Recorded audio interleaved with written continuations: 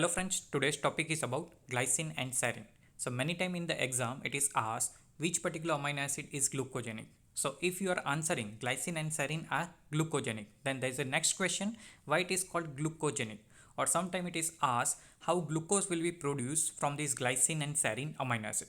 So it is explained in this video how glucose is synthesized from this glycine and serine amino acid. Glycine is the simplest amino acid, while serine, that is hydroxyl group containing amino acid.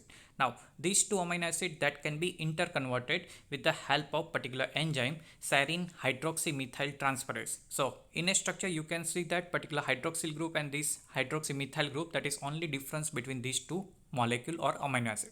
So this hydroxymethyl group is added with the help of one carbon transportation, and that is possible with the help of tetrahydrofolic acid. So folic acid that will help to convert this glycine to serine. So this glycine will be converted into the serine. Here one more vitamin, that is pyridoxal phosphate, is also needed.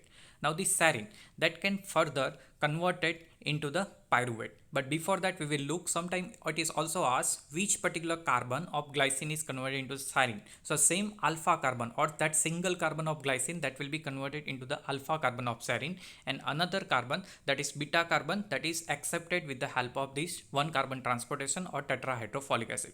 Now this serine molecule that will be converted first into the amino acid, and from that pyruvate will be generated, and for that serine dehydratase enzyme is needed, and this enzyme is also pyridoxal phosphate, means vitamin B6 dependent. So serine will be further converted into the pyruvate with the help of dehydratase. Dehydratase means removal of the water molecule. Further, this amino group is also removed in the next step. So amino group will be removed with the from this amino acid, and finally it is converted into the pyruvate. So glycine is first converted into the serine, serine to amino acid, and amino acid to the pyruvate. So this pyruvate finally will enter in a gluconeogenesis pathway. So you are knowing that gluconeogenesis pathway that is required for the glucose formation, and it is predominantly occurring only in the liver.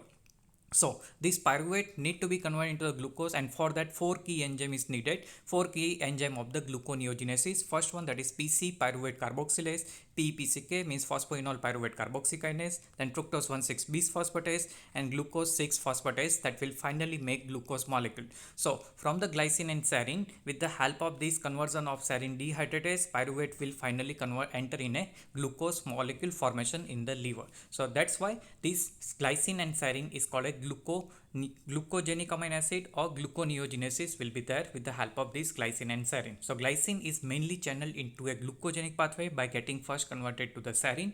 This serine will be further converted into the pyruvate with the help of this serine dehydratase. But for this glycine to serine, this serine hydroxymethyl transferase enzyme is needed.